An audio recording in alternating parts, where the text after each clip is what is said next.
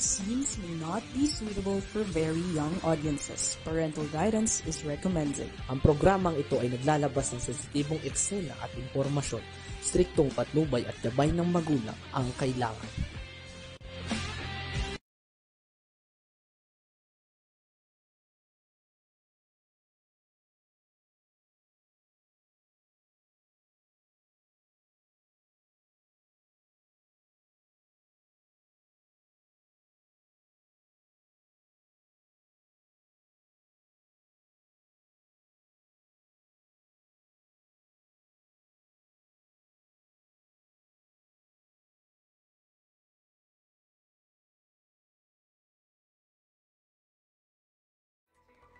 Okay, isang magandang araw. Ganda mo dyan. Magandang araw po sa ating lahat. Naku, paus ang lola. Diba? Dito naman po tayo sa ating balitang halian. Ngayon po ay Friday. Thanks God, it's Friday. At syempre tingnan natin ating kakalsadahan. Okay, tingnan natin ang balintawak.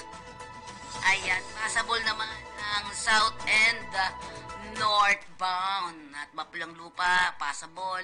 Alam niyo naman ang Mindanao Toll Plaza, ang pad northbound. Ayan, tingnan mabuti.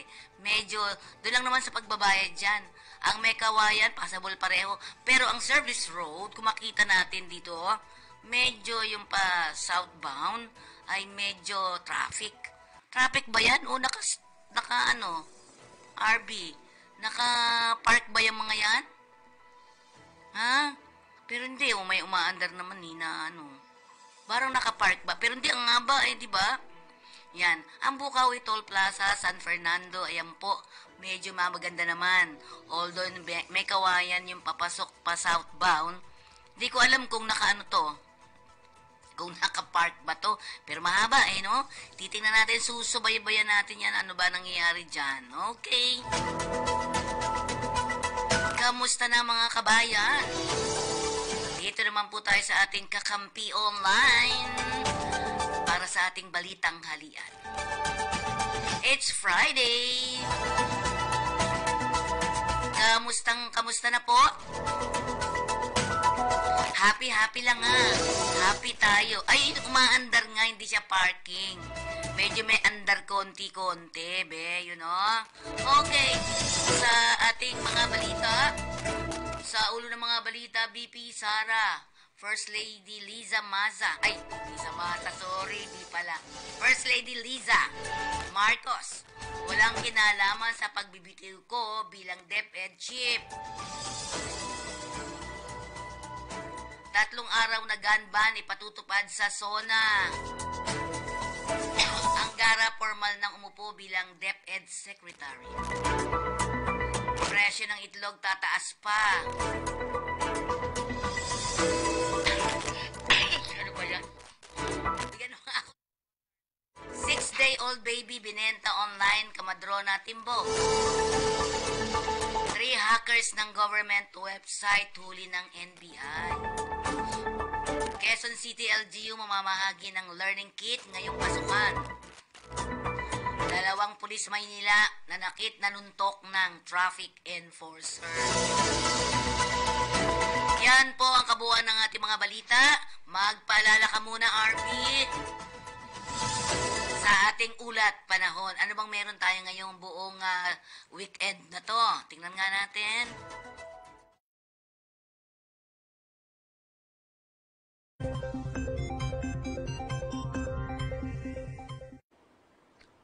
Magandang araw po sa ating lahat. Narito po ang ating weather update. Halos sa buong bansa ay makakaranas po tayo ng maulan ng panahon dahil sa habagat at low pressure area. Ang mga lugar po na makakaranas ng mga kalat-kalat ng pag-ulan at thunderstorm ay sa Central Luzon, Metro Manila, Calabarzon, Bicol Region, Mimaropa, buong Visayas at buong Mindanao. Paalala po sa mga kababayan po natin sa mga nabanggit na lugar, patuloy pa rin tayong mag-ingat at maging alerto dahil nandiyan pa rin po ang banta ng pagguho ng lupa o pagbaha. Yung pong lalabing bahagi po ng Luzon, Yung po nakikita, fair weather po tayo ngayong araw. Saan makakaranas po tayo ng bahagyang maulap hanggang sa maulap ang papurin, maliban sa mga isolated na mga pag-ulan. Yung pong habagat, inyo makikita, naapektuhan na po o naapektuhan pa rin ang malaking bahagi po ng ating bansa. Inyo makikita, halos buong bansa ay nakaranas po ng maulap na kalangitan na may mga pag-ulan. Yung pong low pressure area ay nasa bandang West Philippine Sea, nasa layong 135 kilometers west-southwest ng Calapan City, Oriental Mindoro. Samantala, meron pong nabuong pangalawang low pressure area nasa loob po ng ating Philippine Area of Responsibility. Kasalukuyan, wala pong epekto ito sa ating bansa. Nasa layong 880 kilometers silangan ng Eastern Visayas. Ito pong low pressure area nasa West Philippine Sea sa araw ng Sabado o bukas ay inaasahan po natin kikilos pa kanluran. At maaari pong bukas, nasa labas nito ng ating Philippine Area of Responsibility. Itong pagkilos o inaasing pagkilos ng pangalawang low pressure area ay January west-northwest at maaari pong lumapit po sa may bandang east ng Northern Luzon. Sa ating maging lagyan na panahon bukas, araw ng Sabado, asahan pa rin po natin ang kalat-kalat ng pag-ulan at thunderstorm doon na naman po sa may Ilocos Region, Bataan at Zambales. Dahil po itong habagat ay unti-unti na pong kikilos pangaluran dahil itong low pressure area ay may impluwensya kay habagat.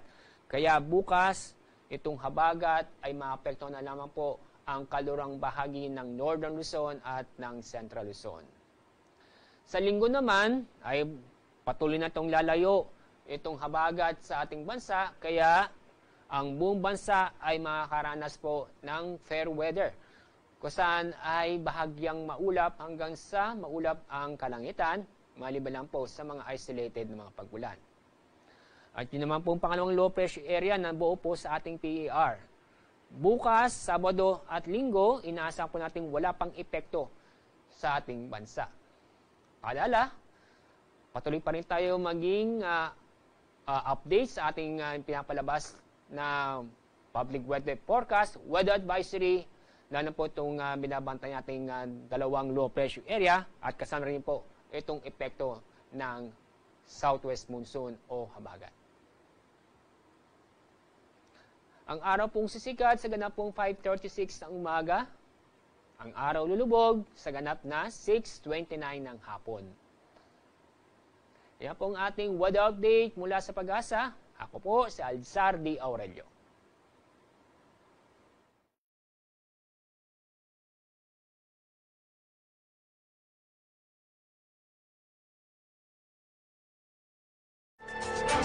Okay, ayan. Sa ulo ng ating mga balita,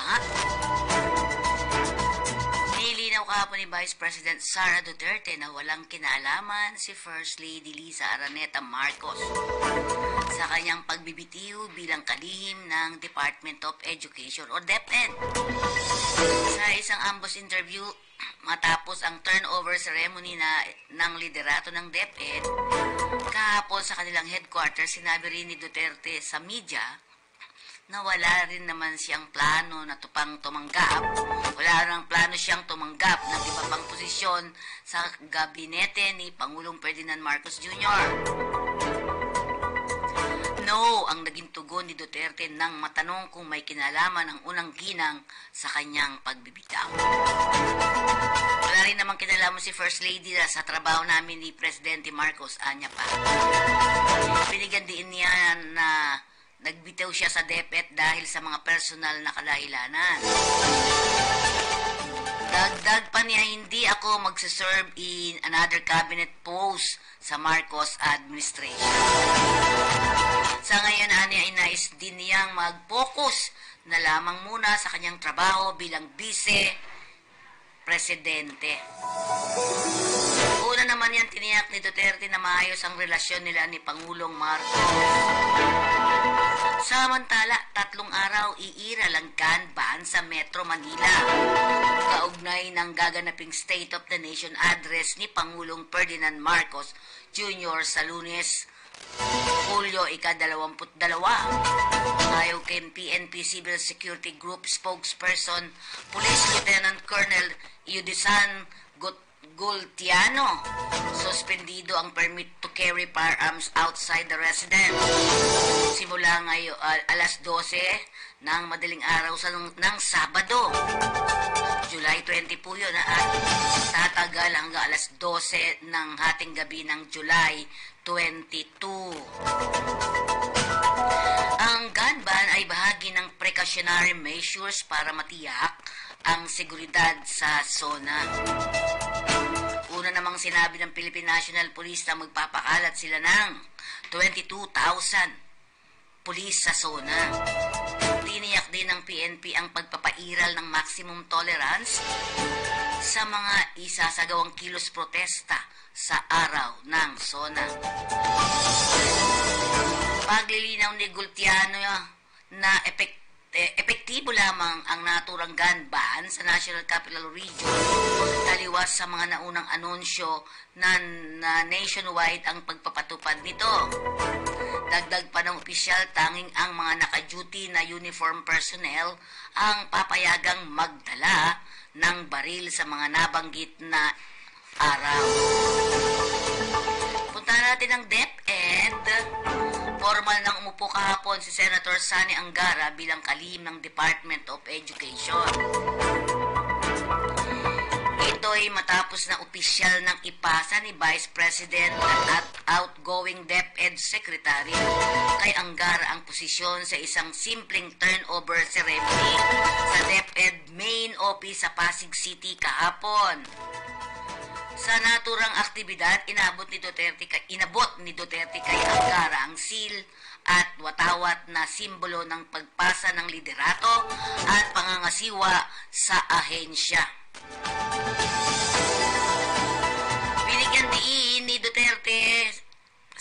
Binigyan pa ni Duterte si Angara ng turo sa loob ng DepEd office. Binigyan diin ni Duterte sa kanyang huling talumpati bilang DepEd chief ang mga programa at proyekto na ipinatupad sa kanyang 2 taong panunungkulan bilang DepEd chief.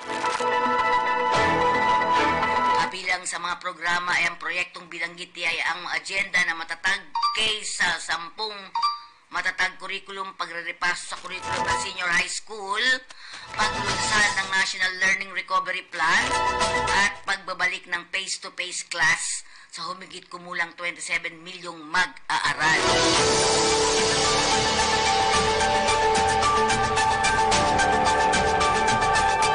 Sa kanya namang unang talumpati bilang Education Secretary, sinabi ni Angara na sisiguraduhin niyang pag-iibayuhin ang mga programa sa pagsusulong sa mataas na kalidad ng karunungan para sa mga mag-aaral.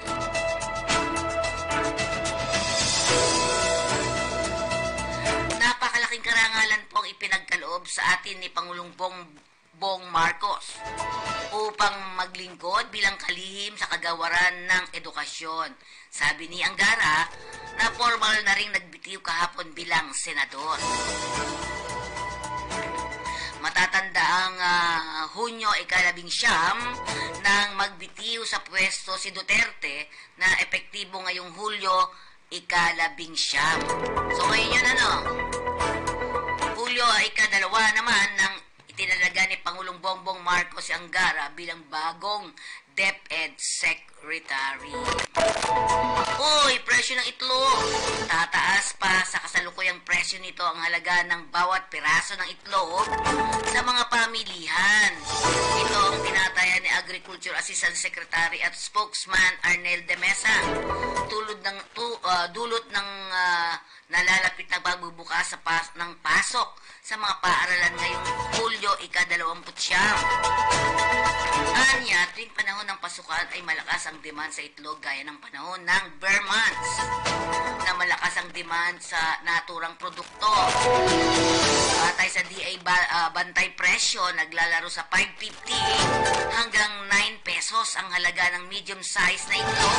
Mahal na yun sa mga pamilihan at palengke sa Metro Manila at maaari pa itong tumaas sa pagsisimula ng pasukan. Ayon pa kay Demesa, pagdating ng Burr month, September to December, normally nagtitrigil na ang panahon ng paglakas ng demand sa itlog. At gaya ng nabanggit ko before, kapag Bear months ay panahon ng pasukan, sabi ni Demesa.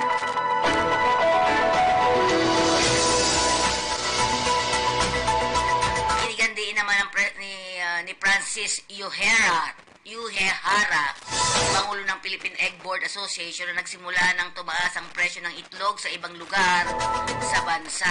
Noong Hulyo, ang farm gate price ng medium egg ay nasa 6.46 pesos bawat piraso. Mas mataas ito sa 6.07 kada piraso noong Hunyo. So, sa pagpapatuloy po ng ating programa, tayo muna'y dumako sa RTBM.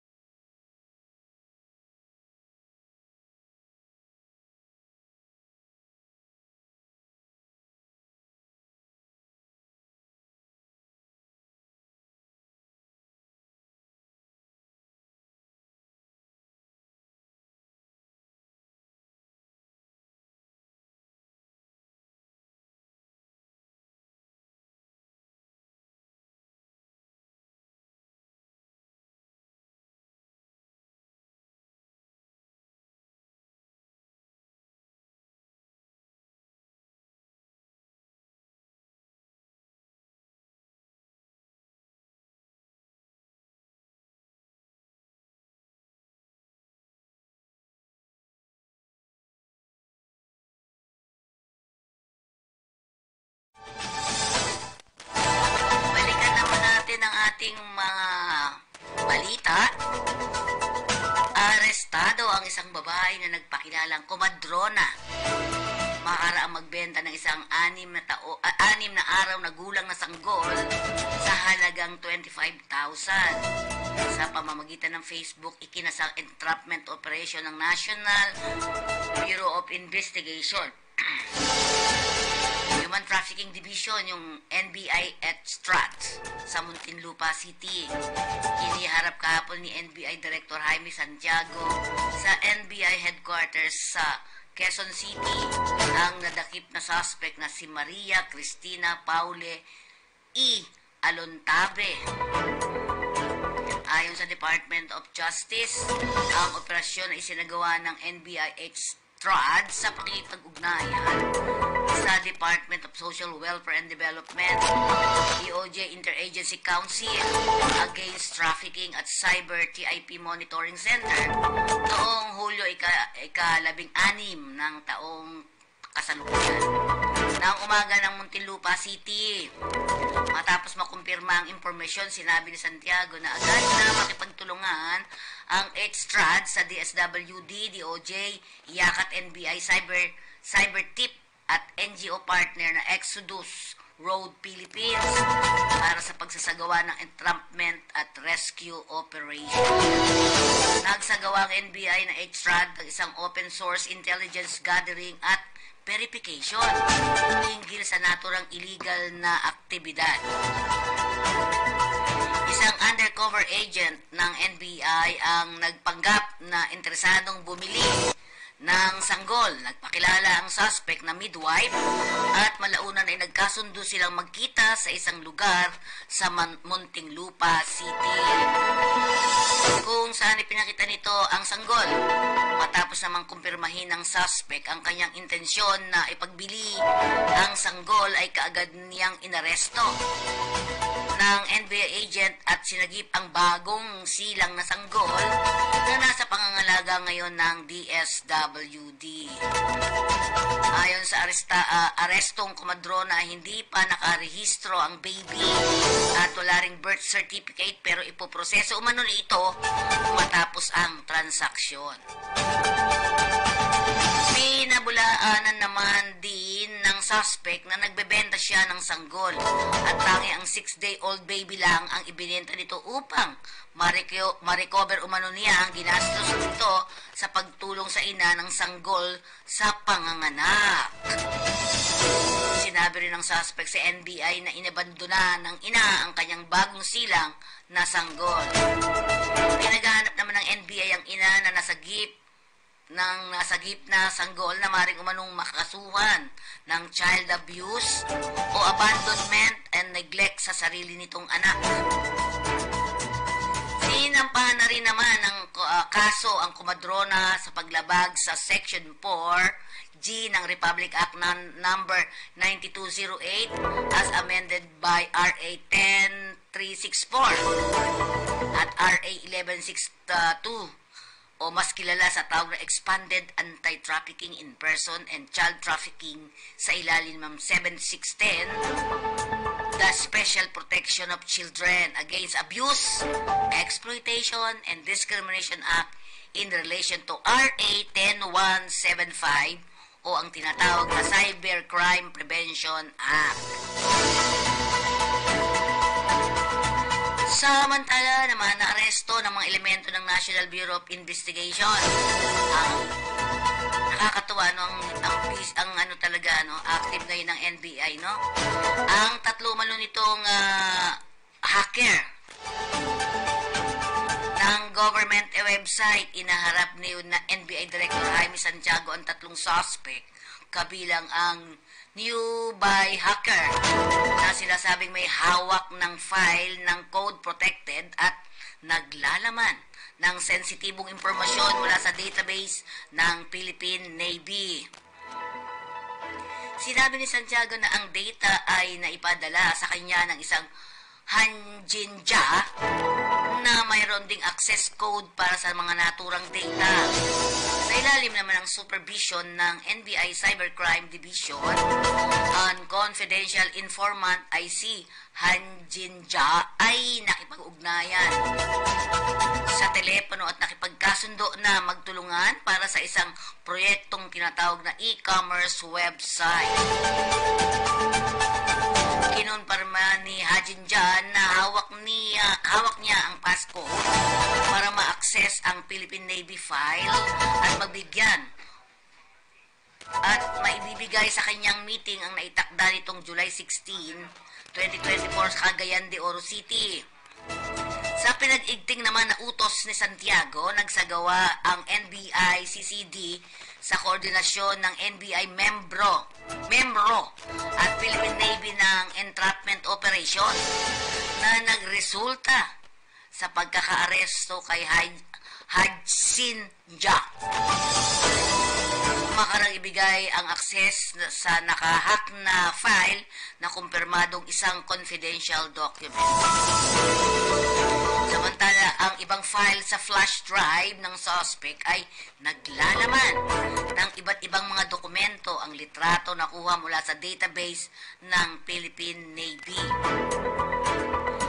Iniulat din ni Santiago na may isa pang hacker na si D4RKJ1M ay nahuli naman sa Cubao, Quezon City ng CCD operatives. Unang nagsagawa ng operasyon ng NBI CCD labang kay D4RJK1N nang nag-oopisina sa EDSA Makati nang dumating ang mga NBI agents sa lugar ng naturang suspect ay nagtangka siyang tumakas sakay ng isang motorcycle o motorcycle taxi pero matagumpay naman nahuli sa may intersection ng EDSA Main Avenue, Cubao. Ayan, dapat yan. Naku, wag yung pakawalan niya mga yan. Salbay. Dakuan natin ang Quezon City. Magkakaloob ang Quezon City Government ng learning kits para sa kinder hanggang grade 12 na mag-aaral sa mga pampublikong paaralan sa lungsod para sa nalalapit na pasukan ng mga mag-aaral sa Hulyo 29. Ayon sa QC-LGU, ang hakbang ay regular na tulong ng lokal na pamahalaan sa mga mag-aaral upang makabawas sa gastusin ng mga magulang. Sa pag-aaral naman ng mga anak ay tuloy matiyak ay na may sapat na kagamitan ng mga estudyanteng magbabalik eskwela ngayong pasukan. Naku, congratulations. Ang bawat learning kits ay may nakasilid na iba't ibang school supplies base sa kanilang grade level tulad ng notebook, ballpen, pencil, crayons, clay notes bag o notepads, alcohol dispenser, ang galing ha, small whiteboard, marker, tumbler at iba pa. Congratulations Quezon City ha. Target ng LGU na makapamahagi naman ng 440,000 learning kits para sa school year 2024-2025. Mulang taong 2020, umabot na sa higit na 2 milyong learning kits ang naipamigay ng Quezon City LGU sa mga mag-aaral ng naturang lungsod. Plus report tayo, plus report!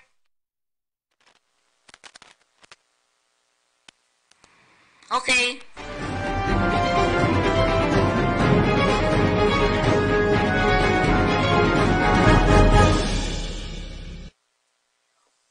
Yes, pinapurihan ng lungsod ng Maynila ang sa pangunguna ni Mayor Hani Lacuna ang katapangan at debosyon ng mga opisyal na tauhan ng Manila Police District na nagtamo ng pinsala habang sineserve ang arrest warrant nitong July 11 sa Balot, Tondo, Maynila. Partikular na pinasalamatan ni Lacuna, sina MPD Intelligence Division Chief Police Lieutenant Colonel Jan Giagi, Special Mayor Reaction Team SMART, Chief Police Major Dave Apostol at 2 pang opisyal na nagtamo na sugat bilang resulta ng palitan ng putok sa sinagawang operasyon. Nagpaabot ng pagbati ang alkalde sa mga law enforcement unit na involved, kabilang na ang District Intelligence Division, DPIOU, the Special Mayor's Reaction Team, Raksabago Police Station, at MPD Special Weapons and Tactics o SWAT. Ito'y sa kabila ng mga kinaharap nitong armadong suspect at mga kasabwat ay nanaig pa rin ang mga tauhan ng MPD. Nagpasalamat ang Lady Mayor sa Lady Judge Cyril Maduro, OHA ng Regional Trial Court Branch 6 ng Manila for authorizing the arrest of Archie Juco, nakilala as RJ Juco, for his murder case. Maging ang informante ay hindi nakalimutan ng alkalde para pasalamatan para sa impormasyon na matunton ng mga otoridad kung saan nagtatago ang suspect.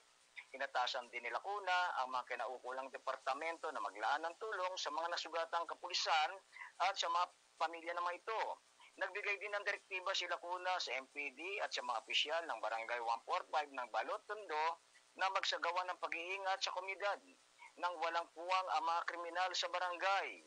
Idinagdag din ni Lacuna na despite the criminal violence last July 11, point out the Manila Police District has the second lowest crime rate among the NCR Police District. Therefore, commend the MPD against on this accomplishment. I hope it will motivate the MPD to do more to keep Manileños and transient, safe and secure. Kaya mula rito sa lungsod ng Maynila, ito si Katotong Jun Asures, nag-uulat sa Balitang Halian Kakampi Online.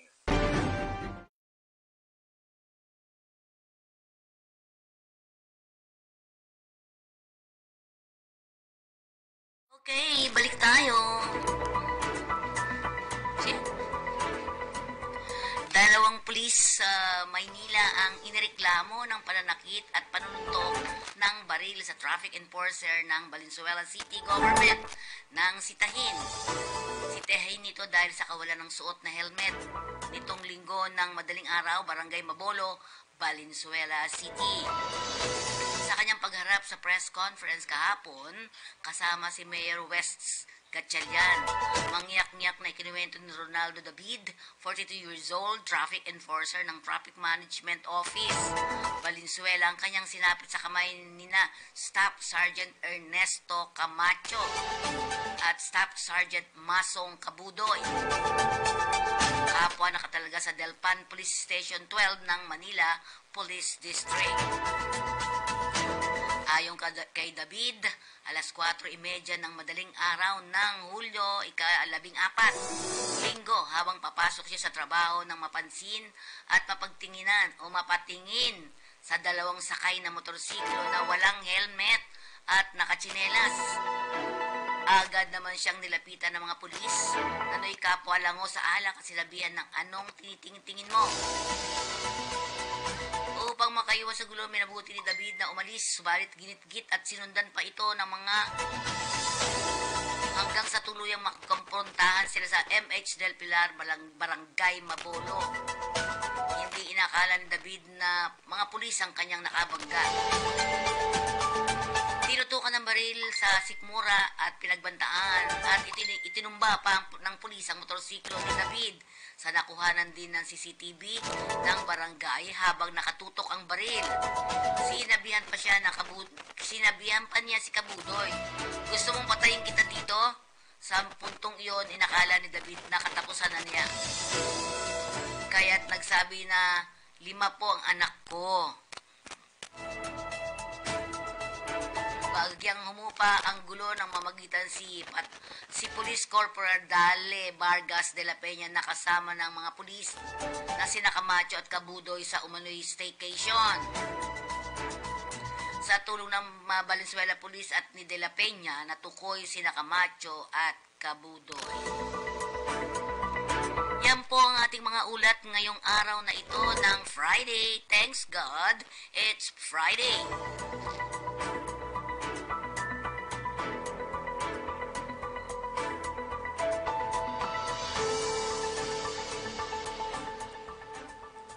Paalala muna tayo mula sa ating impilan.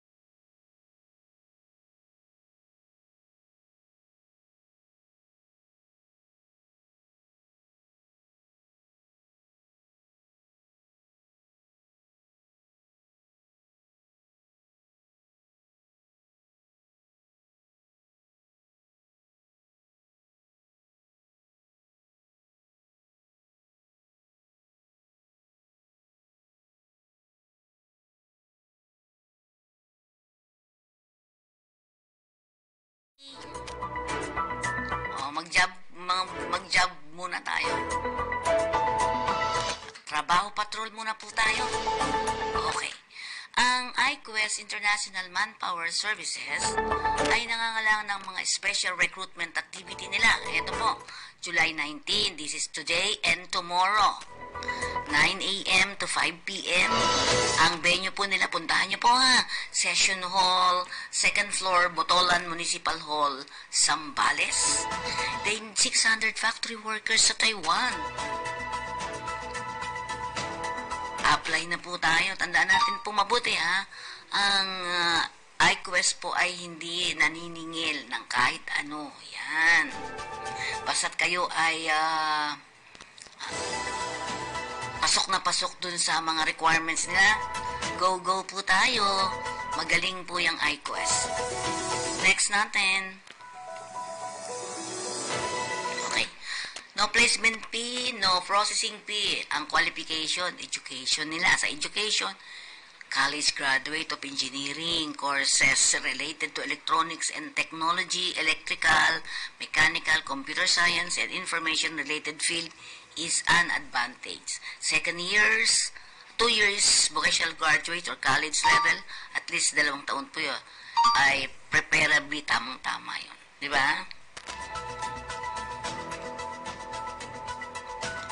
Ayan, pwede niyo pong scan ang EQ to register your application. Scan QR code. Ang venue po ng pupuntahin nyo doon sa mga, kasi nandun sila ngayon, pupunta sila dyan sa Municipal Hall ng Zambales. Session Hall, 2nd floor ng Botolan Municipal Hall, Zambales. Para ma-reach nila kayo, di ba? Ito pang isa, Global Maritime Engineering Service Limited ng United Kingdom. Ano mga kailangan? Mechanical fitter, plater, fabricator, and FCAW welder. Male and female, minimum 3 to 5 years of experience. Must have shipbuilding, ship repair, and maintenance experience. Must be able to read and understand engineering drawings and interpret work instructions. Willing to learn and review IELTS UKV 6 UKV 6. Lesson exam fees will be covered by the employer. Next natin, you can apply sa arms.lbsrecruitment.com.ph. Send your updated CV to apply msd at e/recruitment.com.ph. Ang LBS Recruitment Solution po ay matatagpuan sa number 610 Gochanco Building, TM Calao Street, corner MY, Orosa Street, Ermita, Manila, Philippines.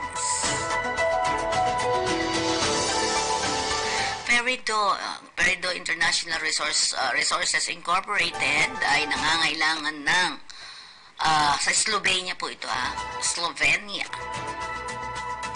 Chef, ito kailangan nila ng 10 chef.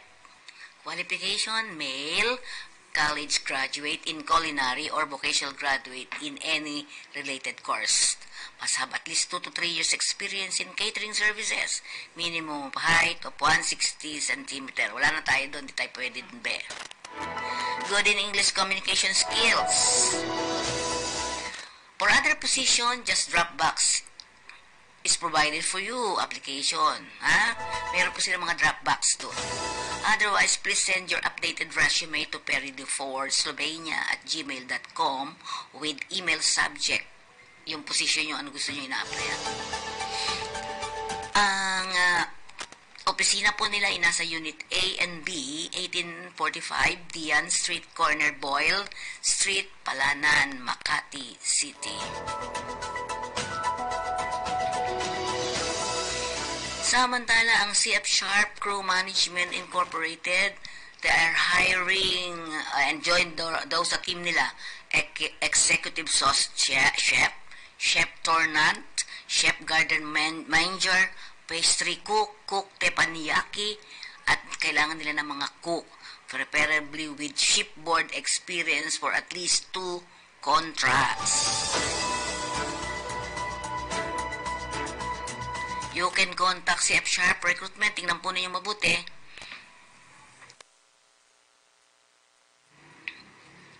Sila po ay nasa Casa Rocha Building, 290 General Luna Street, Intramuros, Manila.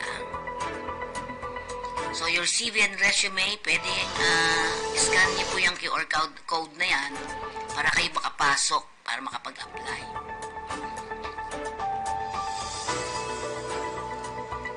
Opportunities abroad sa United Kingdom. European Active Project is looking for Rensol po ito, Rensol. Anong kailangan sa United Kingdom? 100 welders, yan. 100 platers, yan. Excellent English and communication skills, IELTS with at least 4 total band score is required. With experience in ship repair.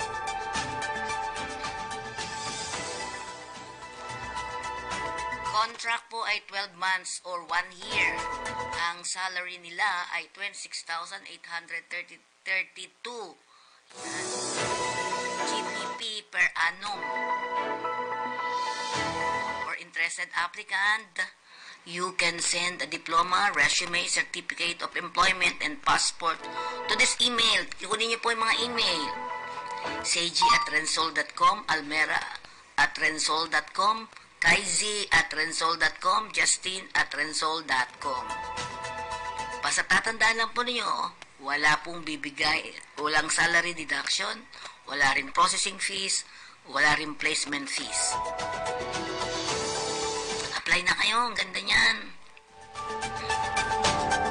At para sa serbisyo publiko naman ng Cabuyao City Hall, sa pabanggitan po ni Atty. Leif Opeña, ang Vice Mayor ng Cabuyao. Free eye check-up, free cataract screening, free referral assistance for laser cataract operation, and other eye disease.